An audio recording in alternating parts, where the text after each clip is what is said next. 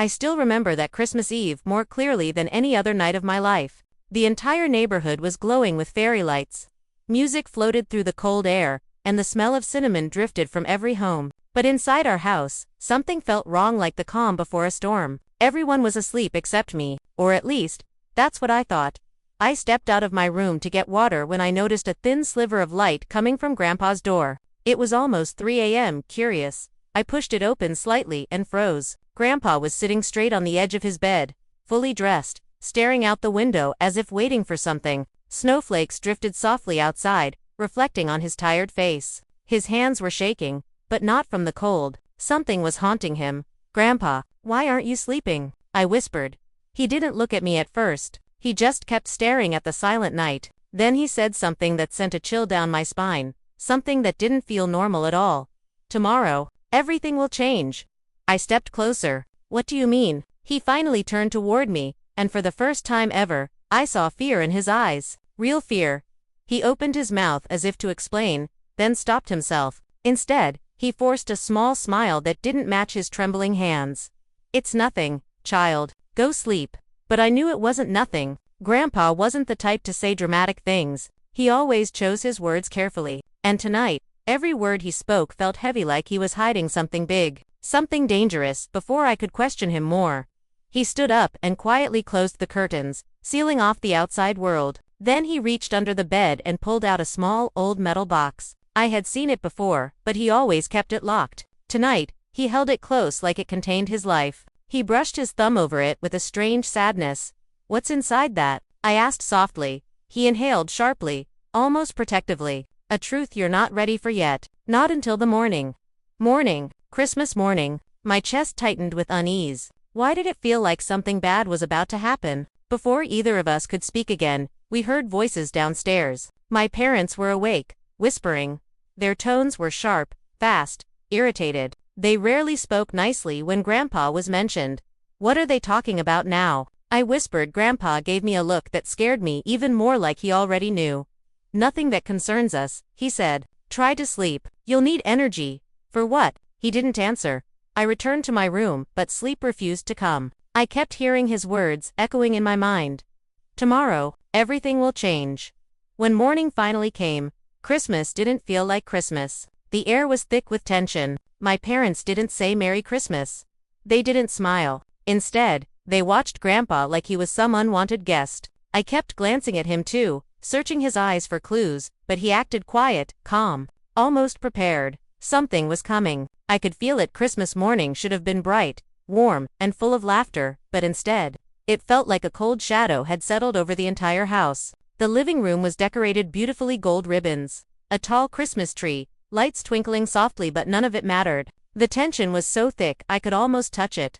Mom walked around stiffly, her jaw tight, avoiding Grandpa's eyes. Dad sat on the couch, tapping his fingers angrily on the armrest, his face twisted in irritation. From the way they kept exchanging glances, whispering with their shoulders tense, I knew they had already made some terrible decision.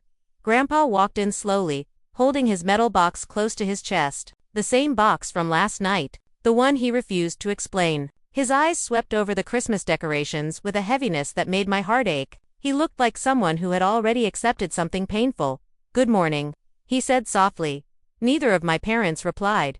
I felt my jaw clench. "It's Christmas," I said, trying to lighten the air. "Can we not fight today?" Mom finally snapped. "We're not fighting. We're just making responsible decisions." Grandpa remained silent, but his grip on the box tightened. Dad stood up abruptly. "Let's get straight to it. We've talked about this long enough." A strange fear crawled up my spine. Talked about what? Mom looked at me like I was a child who wouldn't understand. "We can't keep supporting your grandfather anymore. He's become too much of a burden." The room fell silent. Grandpa didn't react. He just bowed his head slightly, as if he already knew this was coming. My heart dropped. "A burden? He's family. Family doesn't drain you," Dad shot back. "He eats our food, uses our electricity, needs medical care. He's old." I shouted. "What do you expect?" Mom crossed her arms, eyes cold. "We expected him to appreciate what we've done. Instead, he hides things, boxes, secrets. He doesn't even tell us what trouble he's bringing into our house."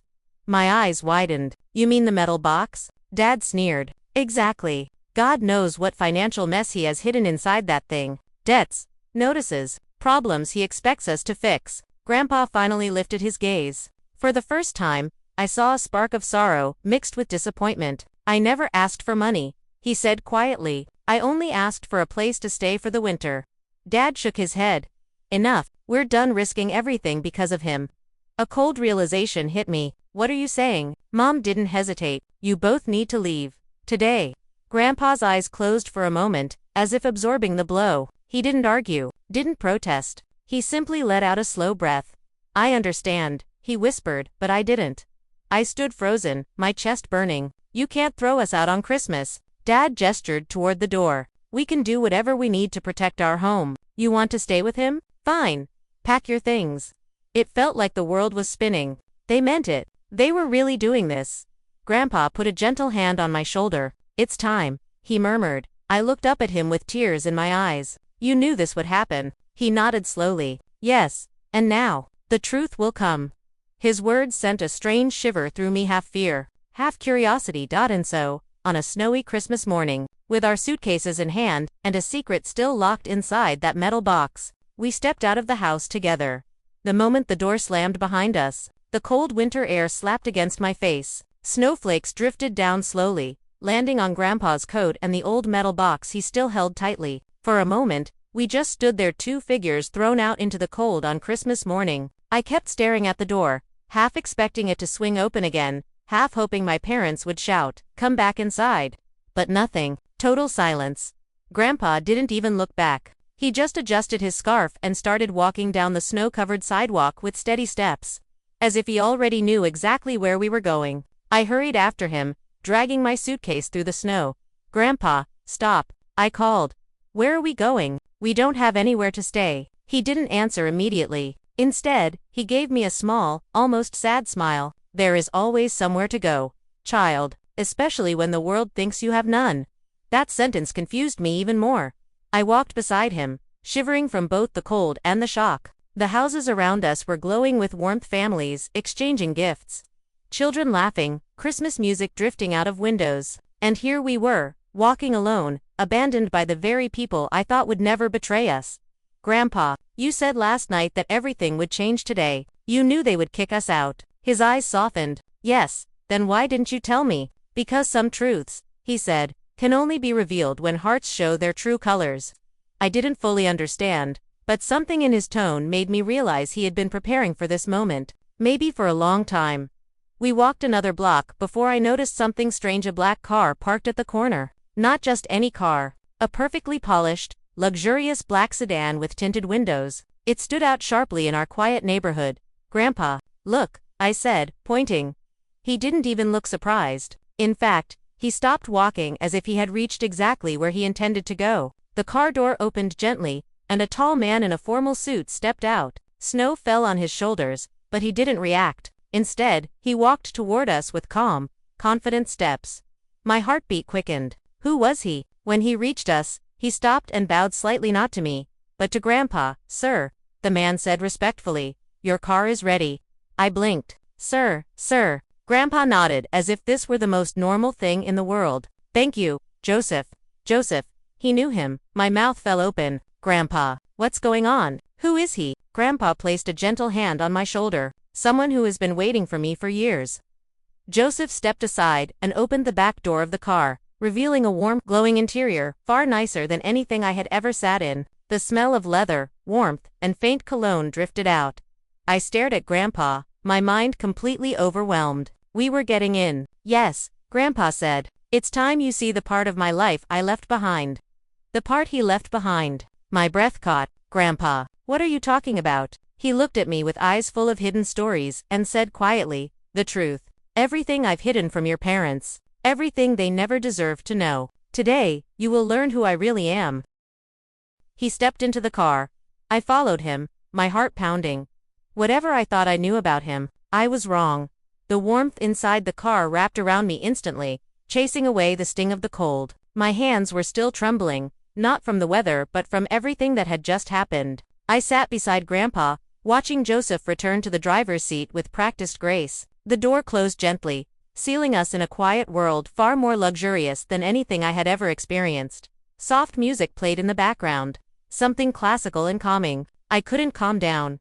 "Grandpa," I whispered, "please tell me what's happening. Why does that man call you sir? Why do you have a car like this waiting for you?" He rested the metal box on his lap and looked at me with a mixture of sadness and determination.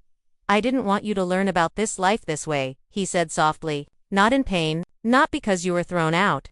Then why didn't you tell me earlier?" "Because truth," he sighed, "is dangerous in the wrong hands. I trusted you, but your parents." His voice trailed off, heavy with years of disappointment. Joseph glanced at us through the rearview mirror briefly. "We will reach the estate in 20 minutes, sir." "Estate?" I turned to Grandpa again, completely stunned. "Estate? What estate?" This time, he didn't avoid the question. He placed a hand on the metal box and said, "The place where I truly belong, where I lived before I disappeared from the world, where you will understand everything." My heartbeat thundered in my ears. "Disappeared? Why would you disappear?" He sighed long, deep, and tired. "Because sometimes, child, the world around you becomes so greedy, so hungry for power, that the only way to protect what matters is to step away." I was silent, trying to understand. Grandpa wasn't speaking like a poor, helpless old man. He was speaking like someone who had lived through wars, betrayals, and choices that cost him everything. I glanced around the car again, the fine leather seats, the quiet hum of the engine, the subtle scent of luxury. This wasn't rented. This wasn't borrowed. This was normal for him. This was familiar. "Grandpa, who are you really?" He lifted the metal box and finally opened the latch. The click echoed in the silent car. My pulse raced as he lifted the lid. Inside were documents, old photographs, business certificates, newspaper clippings, and a thick leather envelope with a gold crest. "These," he said, "are pieces of the life I left behind." I leaned closer. A yellowed newspaper clipping caught my attention first. A headline in bold letters: "Industrial billionaire Adil Rahman expands empire across continents." I froze. The picture under it was unmistakable. My grandfather, decades younger, standing in front of a massive building with the same calm expression he still carried today. My throat went dry. "This is you." He nodded slowly. "Then why did you live like this? Why pretend to be poor? To see who among my family loved me without my wealth?" He said quietly. "Your parents once knew who I was, and because of that, they chased my money more than my presence. So, I vanished, and they forgot me." I swallowed hard, memories clicking into place. How my parents always acted frustrated. How they looked at Grandpa with irritation, never compassion. Now I understood why. "But you," he continued, looking at me with gentle eyes. "You saw me, not my lack of wealth. You listened, you cared. That's why you deserve to know everything." My heart tightened. Everything I knew about my life was shifting. The car turned sharply onto a private road lined with tall iron gates. At the end of the road stood something so big, so breathtaking, I couldn't even speak. A mansion. No, not a mansion, a palace, and this belonged to him. As the car slowed down in front of the towering gates, I felt my breath catch in my throat. The iron bars were decorated with intricate designs, and at the center shone the same gold crest I had seen inside Grandpa's metal box. 2 guards stood on either side, straight-backed and alert, their eyes instantly recognizing the car. Joseph pressed a button, and the gates swung open silently like they were opening for royalty. My heart thumped wildly. "Grandpa, this place, this is yours." He nodded calmly, as if it was the most ordinary thing in the world. "Welcome," he said softly, "to the life I once had." As the car rolled through, I stared in disbelief. The driveway was long, lined with tall oak trees dusted with snow. Decorative lights sparkled along the path, and statues of lions guarded the entrance of an enormous stone mansion. It wasn't just big, it was majestic, like something out of a movie. The type of place only powerful people lived in. "Grandpa," I whispered, "why did you ever leave this?" He looked out the window, his face shadowed with memories. "Because this house was full of people who wanted my wealth. No one asked about my happiness. No one cared if I was lonely. Everyone wanted a piece of the empire, but not a piece of my heart." My chest tightened with emotion. I couldn't imagine giving all of this up. But he had, and he had lived in our tiny house. Quietly, humbly, even while my parents mistreated him. We finally stopped at the front steps. Before Joseph could even reach for the handles, the massive doors opened, and a group of staff dressed in crisp uniforms stepped out. Their eyes widened with genuine surprise and joy when they saw Grandpa. Sir Adil, one of them said with emotion. You're finally home.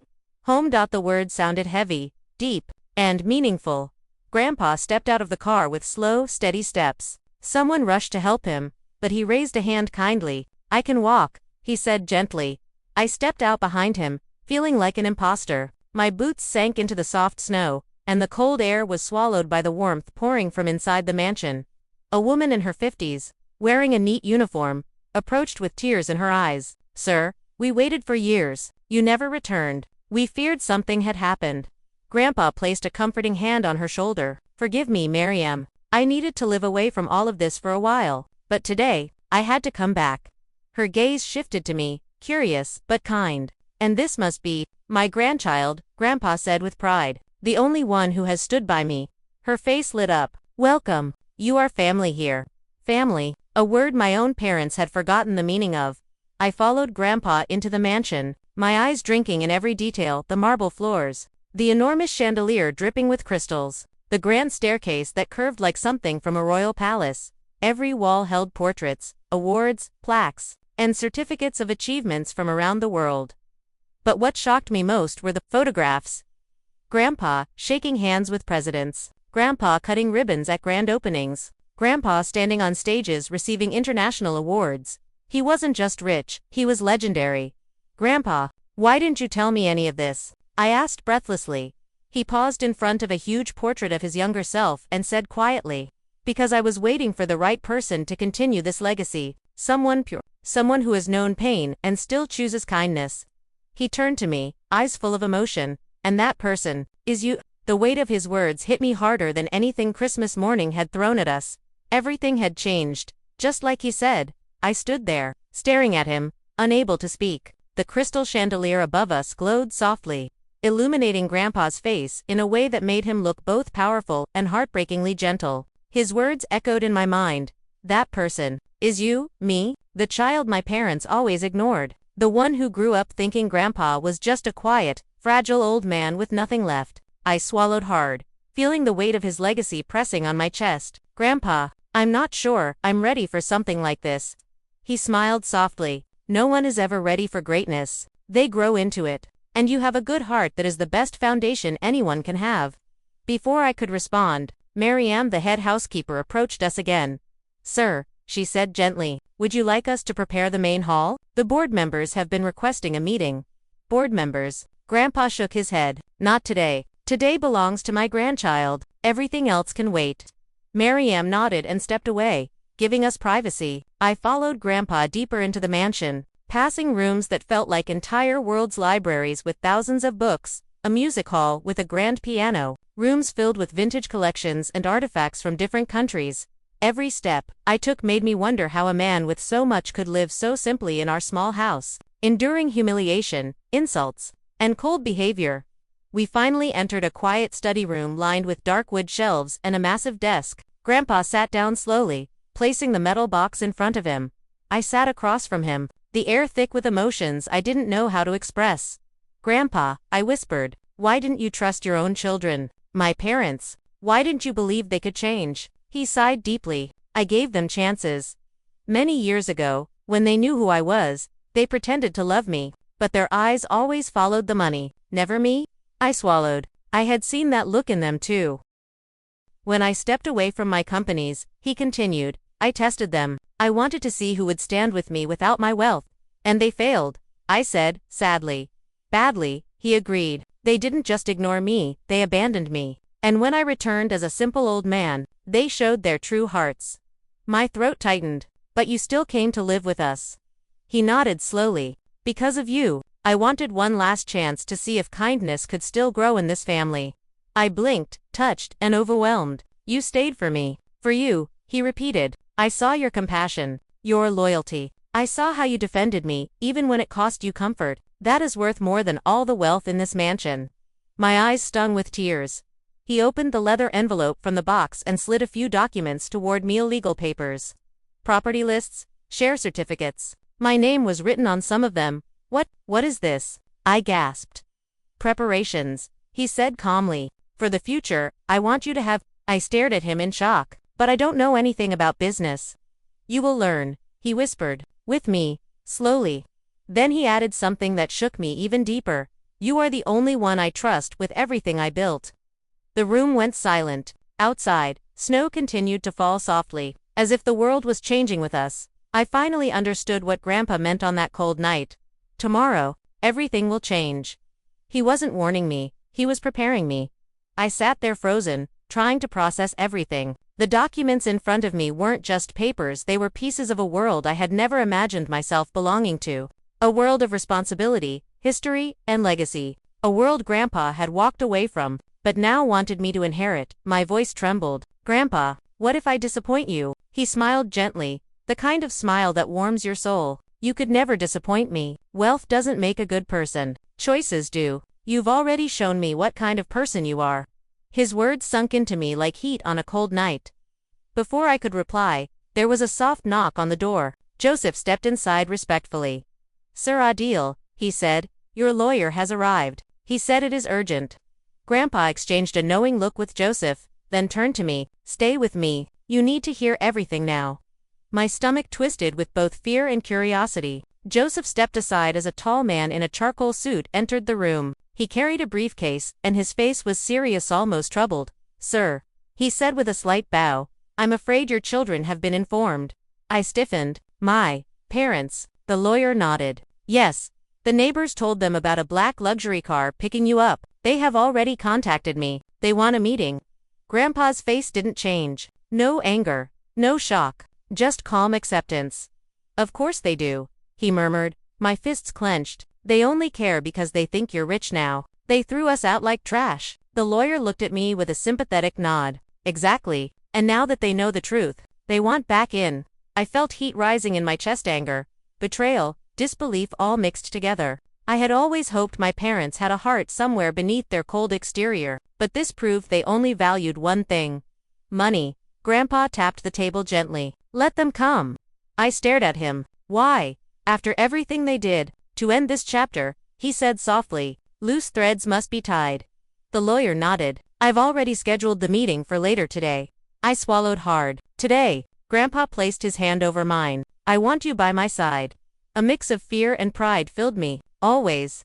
Joseph cleared his throat. Sir, your old office has been prepared. Everything is exactly as you left it. Grandpa smiled faintly. Good. After the meeting, I will show my grandchild the rest of the estate.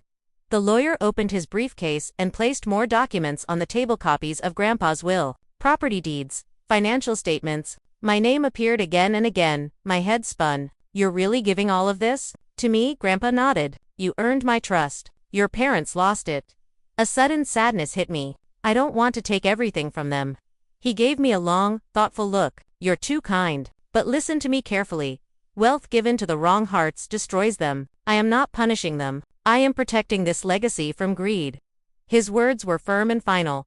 The lawyer closed the briefcase and bowed. I will bring them here after lunch. After he left, Grandpa slowly stood up, leaning slightly on his cane. Come, he said softly. Let me show you something. We walked to the window overlooking the massive estate, the gardens, the frozen lake, the luxurious guest houses. All of this, he whispered, I built with love. And now, I want you to build your future with the same. I looked at him, overwhelmed but determined. I'll make you proud. Grandpa, I said quietly. He squeezed my hand. You already have. The hours leading up to the meeting felt heavier than any moment I had ever lived through. The mansion was silent, but inside me everything was loud. My heart beat. My thoughts, the memories of being thrown out that morning. I kept replaying the slam of the door, the cold snow beneath my feet, my parents' emotionless faces. Now those same people were coming here, not out of love, but out of greed. Grandpa remained calm, sitting in his old leather chair in the main hall. He looked like a king returning to his throne after years of exile. Joseph stood behind him, and Miriam brought warm tea. But my stomach was too tight to drink anything. Grandpa, I whispered, what if they try to manipulate you again? He smiled sadly. They can try, but the truth is stronger than their lies. I nodded, even though I wasn't sure I believed it. Something inside me still wished my parents would walk in and say they loved us, that they regretted everything, that they wanted Grandpa back, not his money. But deep down, I already knew that wouldn't happen. A sharp knock echoed through the hall. My breath hitched. Joseph walked to the door, and when it opened, my parents stepped inside. Mom looked around with wide, greedy eyes. Dad froze for a second, jaw-dropping as he took in the marble floors, the golden decor, the massive staircase. They looked like tourists in a world they had always dreamed of but never expected to enter. Then their eyes landed on me. Mom spoke first. "Sweetheart, why didn't you tell us?" Dad tried to smile, but it came out crooked. "We were worried. You just left with him." Anger burned in my chest. "You kicked us out." Dad's smile dropped instantly. "We didn't mean it like that." Grandpa's voice cut through the room, calm but powerful. "You meant every word." They turned toward him, suddenly cautious. "Dad, we didn't know," Mom said softly. "If we had known," Grandpa raised a hand. "That is exactly the problem. You should treat family with kindness, whether they have money or not." Mom's face twitched. "We were under pressure. Bills, responsibilities. You had no bills because of me," Grandpa said quietly. "I was paying your mortgage without your knowing. I paid your debts twice. I gave you a safe home. And still, you threw me out on Christmas." Dad's face went pale. I stared at Grandpa in shock. He had been supporting them the whole time and they still treated him like nothing. "Dad, let's talk privately," Mom said quickly. "We can sort this out." "No," Grandpa said firmly. "Everything will be said right here." He opened the metal box and pulled out the will. My parents leaned forward, like animals seeing food. Grandpa slid the papers toward them. "I updated this today." Their eyes scanned the pages and then widened in shock. Mom gasped. You left everything to them." She looked at me, horrified. Dad slammed the table. "This isn't fair. We're your children. We deserve this more than." Grandpa's voice thundered, making the air vibrate. "You deserve nothing that you didn't earn." The silence that followed was suffocating. "You threw me out," he continued. "You insulted me. You treated me like a burden. But this child," he pointed at me, "protected me when I had nothing. They chose love. You chose greed." My parents looked at me with shock, then anger, then something I had never seen in them before. "Fear, please," Mom whispered desperately. "Give us another chance." Grandpa shook his head gently. "I already did. Many times." Dad clenched his fists. "So that's it. You abandon us for them." Grandpa looked at me with pride. "I am not abandoning anyone. I am choosing the person who showed me kindness when it mattered." Tears stung my eyes. My parents realized the truth. They had lost, not just the wealth. They had lost their father. They had lost me. Without another word, they turned and walked out of the mansion. This time, I didn't chase after them.